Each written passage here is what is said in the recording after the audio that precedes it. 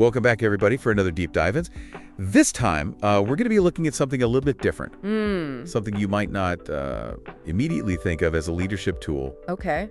And that's strategic silence. Interesting. So we're going to be unpacking an article today by Jonathan H. Westover, Ph.D., called The Power of Strategic Silence: A Quiet Strength for Effective Leadership. Okay. It was published in the Human Capital Leadership Review, and get this, it was just published last month. Wow. September 2024. So this is really cutting-edge stuff we're looking at here today. Very cool. So get ready to discover how knowing when not to talk can actually make you a more effective leader. It's funny, isn't it? We often think of leadership as, being front and center, commanding a room, but there's a hidden power in knowing when to step back and just let silence do the work. I'm already intrigued. So tell me, what exactly is strategic silence and why is it so powerful? Yeah, so strategic silence isn't about becoming a mime or anything, Right. It's about being deliberate, about when you speak, and importantly, when you listen. Okay. Think about it this way, like our brains are wired to respond to silence. And when someone truly listens to us without interruption, it actually triggers a sense of calm and safety. That's interesting. And that's because silence can actually lower cortisol, the stress hormone in the listener, Oh, wow. creating a more receptive environment. That's fascinating. So it's not just about appearing thoughtful, it's about creating an actual physiological change Yes. in the other person. Exactly. And this goes against what we used to think about strong leadership. For years, the focus was on charismatic, talkative leaders. Always got to be talking and got to be the center of attention. Right. But research is now revealing that strategic silence can be even more effective in certain situations. Okay, but isn't there a risk of seeming indecisive if you're too quiet? Yeah. Like, wouldn't people wonder if you actually have anything to contribute? That's a great question, and the answer lies in understanding the concept of situational leadership. Okay. It's a framework that says the most effective leaders adapt their style to the situation at hand. Sometimes that means stepping up and being vocal. Other times it means actively listening and letting others take the lead. Right. Strategic silence becomes a tool within this adaptable framework, Yeah. allowing leaders to flex their approach based on what the situation demands. So it's about reading the room, understanding the dynamics, and choosing your moments. Yeah. Not just defaulting to silence all the time. Precisely. Westover's article highlights this through some compelling real-world examples. Okay. He looks at how strategic silence plays out in fields as diverse as nonprofits, healthcare, academia, Wow. and even the fast-paced world of tech startups. Those examples are what really bring this idea to life. So let's dive into them. Yeah. Tell me about this NGO leader who uses silence to empower their team. Okay, so the article talks about the CEO of a large humanitarian aid organization. This person is known for being a great listener. During meetings, they often hold back, Okay. encouraging their staff to openly share their ideas and concerns. That's interesting. It seems almost counterintuitive, a leader who lead by not speaking. Right. Did the article mention how that impacts the team dynamic? Yeah, it creates a sense of psychological safety, which is essential for effective teamwork. Okay. When people feel safe to speak their minds without fear of judgment, they're more likely to be honest and come up with creative solutions. I can see how that would lead to better decision-making. Yes. It's not about the leader having all the answers. Right. It's about creating a space for the best ideas to surface no matter where they come from. Exactly. And the results speak for themselves. Oh, wow. This CEO has a reputation for building high-performing teams that tackle some of the world's toughest challenges. Okay, so silence can be powerful in a collaborative setting? Yes. But what about in a situation where you have to deliver tough news? Yeah. Wouldn't silence make things worse?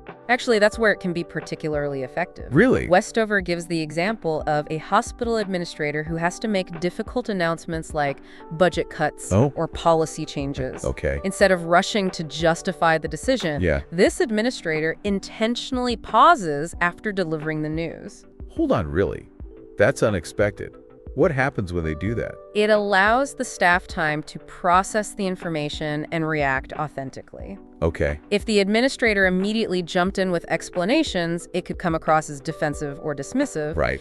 But by remaining silent, they create space for their team to feel heard and understood, which ultimately minimizes resistance. I never thought about it that way. Yeah. Instead of trying to control the reaction, you're actually acknowledging that it's okay to have one. It's almost like silence becomes a form of empathy. in that situation. Exactly, and it can be much more effective than trying to talk your way out of a difficult situation. Right. It's about acknowledging the emotional weight of the news and allowing people the space to process it before moving forward. That makes me think about situations where you need to build consensus.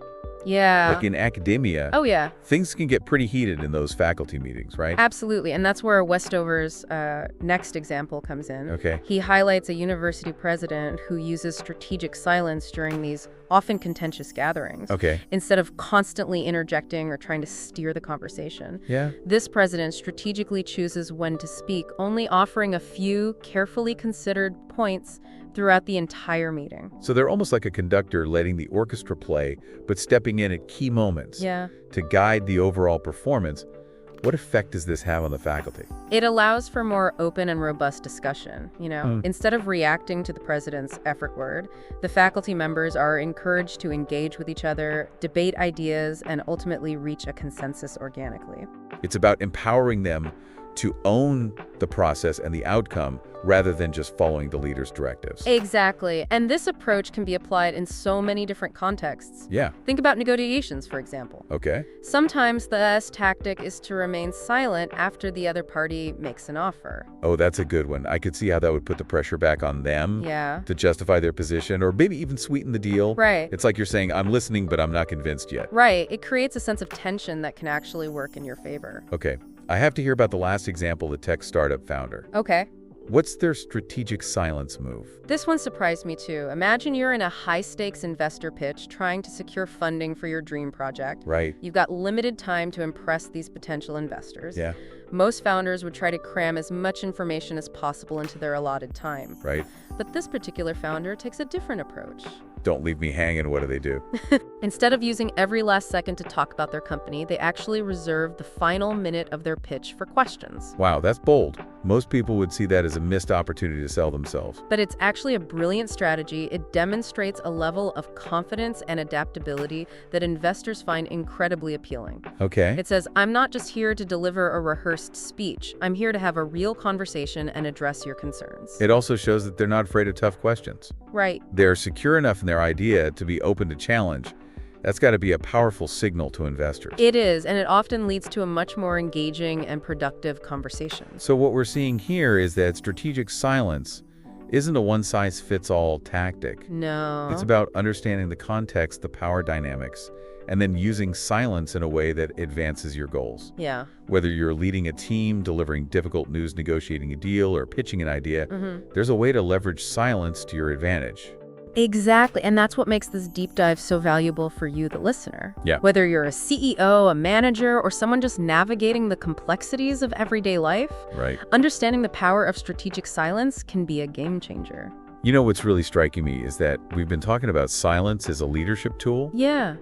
but it's really about effective communication in all aspects of our lives, isn't it? Absolutely. Think about your own conversations. Yeah. How often do you find yourself interrupting others or rushing to fill the silence with your own thoughts? Right.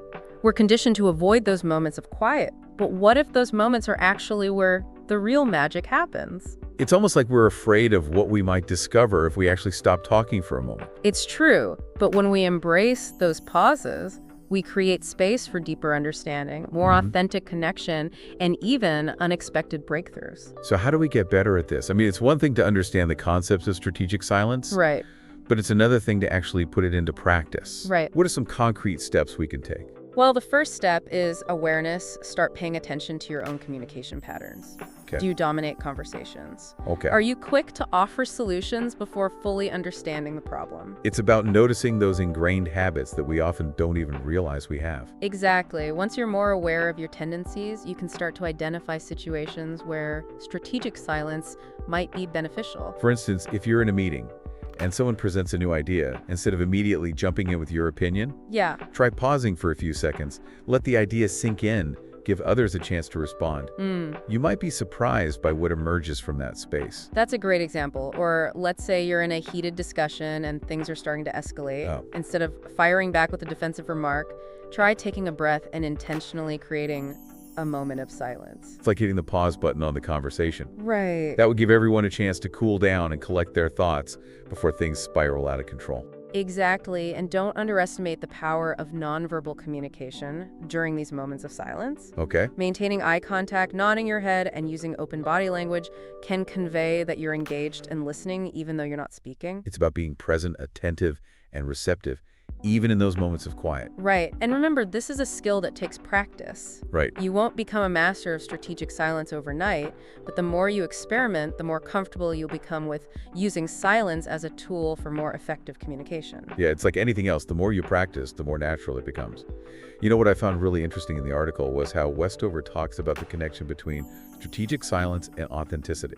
That's a crucial point. Strategic silence isn't about manipulation or trying to appear like someone you're not. Right. It's about being intentional with your communication and using silence in a way that aligns with your values and goals. So it's not about putting on a silent act, Right. but rather using silence as a way to amplify your genuine message and intentions. Precisely, think of it this way. When we overuse words, they can lose their impact. Right. But when we choose our words carefully and use silence strategically, it's like we're putting a spotlight on what truly matters. It's like a composer using rests in a musical score. Those moments of silence aren't empty. They actually enhance the beauty and power of the music. That's a perfect analogy. And just like a composer, you can learn to use silence to create different effects in your communication. Oh, wow. You can use it to build tension, to emphasize a point, to create a sense of intimacy, or to simply give people time to reflect. This deep dive has been a real eye-opener for me. Yeah. I'm starting to see how much I've underestimated the power of silence.